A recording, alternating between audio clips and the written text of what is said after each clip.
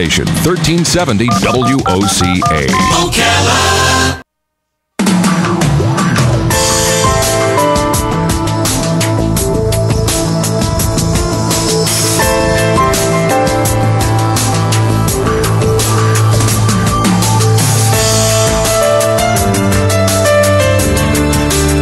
All right, 20 minutes after 11 o'clock, about 3 weeks from now, you're going to try to change your lifestyle. You're going to say, I'm going to start eating right. I'm going to quit smoking. I'm going to do something. I don't know about the smoking part, but the eating part. We've got an interview right now you're going to love. Leake, I believe, has been with us before, Robin. Yep. Sounds so familiar. She's the creator of the 100 Days of Real Food blog, and she's got a wonderful book that we will give away at the end of this interview, and then the rest of us will have to go buy it. But somebody out there will win this book. It's called 100 Days of Real Food, How We Did It, What We Learned, and 100 Easy, Wholesome Recipes Your Family Will Love. I got so many questions for Lisa. First, it's good morning. Hi, Lisa. How you doing? Good morning. I'm great. Thank you. Thank you so much for having me. You're welcome. Where are you right now? I'm in Charlotte, North Carolina. Oh, I love North Carolina. So did you and your family just decide, and were you the one who said to everybody, and your husband must have been the hardest nut to crack? I mean, we're all going to start eating better? Is that what happened? Basically, and I'm thankful that no one disowned me, but one evening I was watching a television program about where our food comes from, and it was just so eye-opening. I realized just by hearing the title of the show that I had no idea. It was like a train wreck that you couldn't look away from, and you just can't unknow this information. So I went on to do a great deal of research and decided to completely overhaul the way we were eating. And actually, my husband was surprisingly on board. If anything, I was the reluctant spouse. I was the one eating white bread while I was buying him whole wheat bread, and I was eating the processed pancake syrup while he was eating the pure maple syrup. So he was really ready. Oh, okay. Oh, wow. So those are the kinds of things, huh? Because I eat white bread, so white bread's no good, huh? Well, you know, if you look at like the nutrient facts label, it does kind of trick you into thinking it has what you need. But what happens is, you know, both white flour and whole wheat flour, they come from the wheat plant, and there's 3 parts to every single grain, and they strip away down to just one of those parts. You strip away the most nutritious part to make the white flour. Then, you know, the manufacturers are required to mechanically add back in what they think is missing, but they just can't recreate nature. So I didn't eat whole wheat bread because I didn't like it, and then I went on to find real whole wheat bread made with only 5 whole ingredients, and it actually tastes really good. So that was the problem. Oh, wow. Was it very difficult for your shopping to find everything that you needed to go on this new lifestyle? Oh, at first it was so difficult. The transition, just I think with any big change in your life, whether you start a new job or you move to a new city, it's really difficult at first. I had to relearn how to shop and to cook our meals. So once I got over that hump, though, it is now much easier, and it's now our new normal and just, you know, the way that we are. But that's why I started my blog, 100daysofrealfood.com, and wrote my new book, because it was so much work for me. I wanted to take everything I've learned and put it in an easy to understand format for anyone who wants to live this lifestyle. So Lisa, tell us what changed in 100 days. What did you notice physically, maybe even emotionally, about yourself? And what did your family report? What would you have, your husband and 2 children, is that right? 2 daughters Okay. who they're currently ages 7 and 9, and so that's a great question. So my youngest daughter, who's not here for me to embarrass her, she actually struggled from constipation, which a lot of kids do. So many children are even on medication for that, and within a few days, it was like a switch had flipped in her, and I could not believe the difference. And it makes you wonder what else is going on in there, you know? Yeah. Also, her asthma improved so much. My husband lost 10 pounds. I have more energy, and my good cholesterol, the number that you want to be high, went up by 50%. Even my doctor was shocked. Oh, wow. So didn't change exercise or anything else. So I'm guessing there are some things that you never, ever eat again. You haven't eaten since, am I right? Yes, definitely. So what are they? I mean, I'm sure there's too many to answer, but I mean, how do you identify them? Is it, if it's in a box, it's probably no good, or is that not even true? Well, I think it's just that there are definitely some culprits that I avoid more than others. So at the top of my list, when it comes to ingredients, I like to avoid artificial ingredients. So the brightly colored artificial dyes, those drive me nuts, because they do pose risks to your health, and they add no benefit at all. They don't even add, calories to food. They're just for cosmetic purposes only, and it can cause health issues for some, and also artificial sweeteners. So those are at the top of my list to avoid, and I can usually tell, when something has those in it. Since you and your family are so used to eating the way that you are preparing the meals now, what happens when your children have sleepovers at somebody else's house? Do you allow them to eat whatever is prepared there, or do you send over special food just for them? Well, I do allow them to eat because, I also am trying to teach them good manners. But, the rule I give them, and actually the rule I follow myself, especially this time of year with all the holiday parties, is, eat a lot of what you know is good and just a little bit of what you know is bad or that you're not sure about. So now that our 100-day pledge is over, we don't think following strict rules is any way to live long-term. We do have some flexibility, and it is usually when we're out and about just for convenience and to be polite. Okay, so can I do a little game with you just real quick? Let's say you and I go to the grocery store, and I say I just got to pick up a few things, and I go and I get a gallon of milk, and I go get a dozen eggs, and I go get some a tub of artificial butter. What do you call that? Margarine. Yep. And I get what else would I get? I get a loaf of white bread or something like that, or like Italian bread. I love Italian bread. Yeah, that's really good. And what else would I get? Maybe a box of cereal, peanut butter and jelly, coffee. And some, coffee or something like that. What the things I just told you, what would you tell me to put back or get an alternative?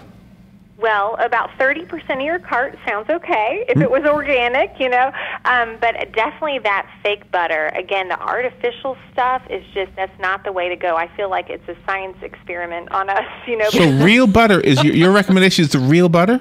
Absolutely. The key is you want to eat the foods that our ancestors survived on for centuries before us, and that includes meat, that includes grains for all the gluten people out there. I know some people actually have an allergy or sensitivity, but everybody else, these are the things they ate for centuries before us. So that's really what you want to focus on. And I would say for the boxed cereal, we love our own homemade granola cereal. It is a little bit of extra work, but it lasts all week long, and it's also so filling. Real food is filling. When you eat like a box of Special K or something, you're going to be hungry in an hour or two because it's just refined grains. There's nothing substantial in there. What if I said I bought pasta? Would you have told me to put that back? Pasta? Well, it depends on the pasta. So we do buy and eat pasta, but we look for whole grain pasta and also organic, ideally. But whole wheat pasta, you can find that in the store just from one ingredient, and that's it. Well, I'm looking at the cover of the book. It's a wonderful book. You've got a handsome family. You're a beautiful lady,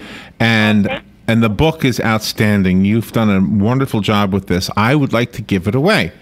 That would be great. And so let me have a listener call me right now, and you can have it. It's a hardcover, very, very well done book. It sells for $29.99. Call me, and you can have the copy that Lisa sent us, and the rest of us have to go buy it. Do you have a website? Yes, I do. 100daysofrealfood.com, and I do think the book would make a fabulous gift for anyone who wants to transform their health in the new year. Yeah, very good. 100 Days of Real Food, right? 100 Yes. Days of Realfood.com. And that's 100, right? Yes. Yes. 100.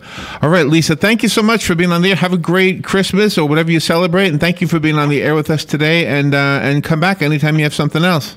Great. Thank you so much for having me. Have a great day. All right. Thank you. You too. We'll be right back. This is The Source, WOCA.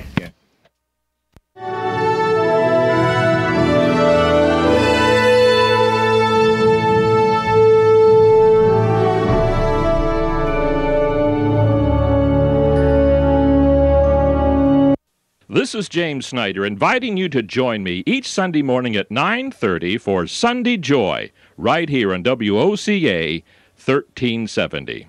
Broadcasting from the Paddock Mall Studios, this is WOCA, Ocala, Gainesville, The Villages, 1370 AM, 96.3 FM, The Source. WOCA,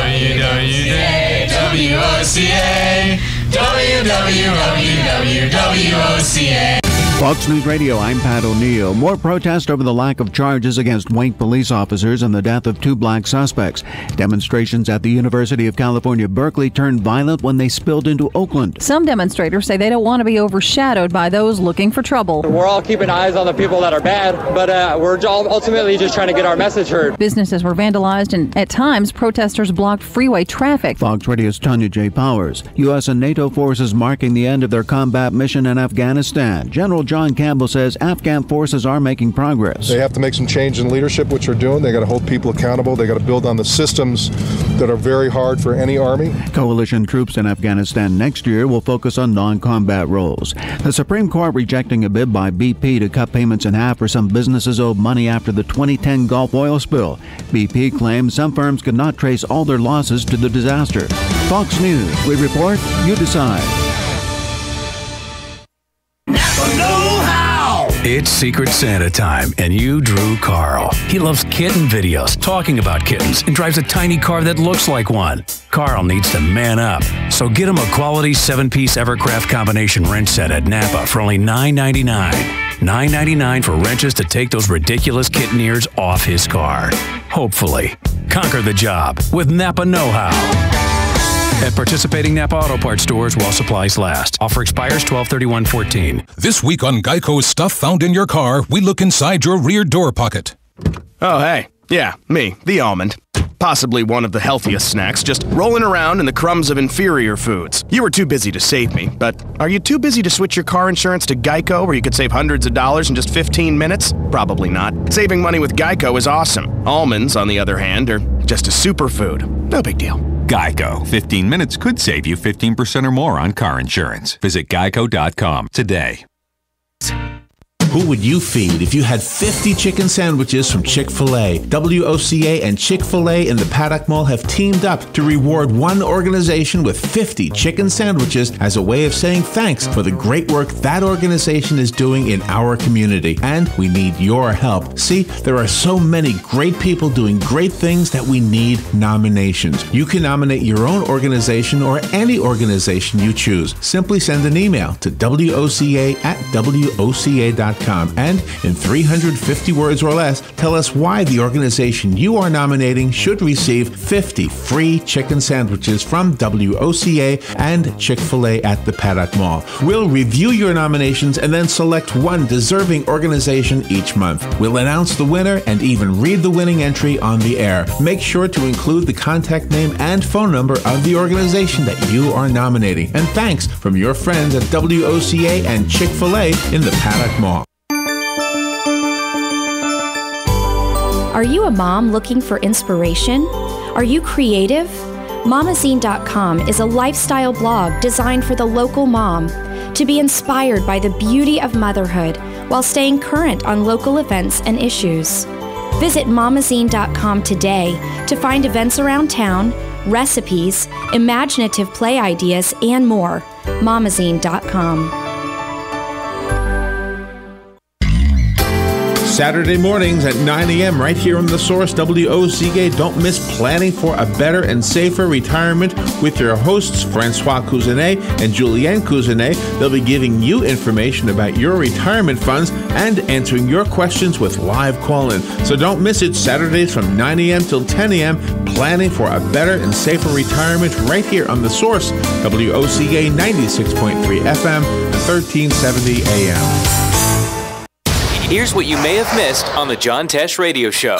Do things you used to love once a week, like game night with friends. Familiar activities will activate the pleasure centers in your brain. Here's a bad habit that can cut your chances of advancement right in half. Gossiping. Only go shopping in high heels. That uses up enough brain power that you're less likely to give in to impulse purchases that's way out of your price range. Intelligence for your life on the John Tesh Radio Show. Don't miss this stuff. Here are today's headlines from the source WOCA. The Florida Highway Patrol is reporting that a 2-year-old boy died Saturday afternoon from injuries sustained when he was accidentally run over in an apartment complex parking lot in Silver Spring Shores. The report states that the child was riding a tricycle at around 3:45 p.m. on Saturday and was knocked over by a Dodge Ram 1500 and then run over by the truck's left rear tire. The boy is identified as Ahmad Welcome. The driver of the truck is identified as 56-year-old Angela Wheeler and is the grandmother of Ahmad. Ahmad was taken to Ocala Regional Medical Center where he was pronounced deceased. The Daytona Beach Police Department is reporting that a man believed to be in his mid-20s fell to his death yesterday morning at the Ocean Walk Shops complex in Daytona Beach. The victim had no identification according to a report, so the Daytona Beach Police Department has neither been able to identify the man nor notify his family members. Police were called to the area shortly after 11 a.m. yesterday about a hit-and-run crash with injuries and found the man just west of the businesses lying on the city sidewalk, unresponsive and bleeding from his upper and lower extremities.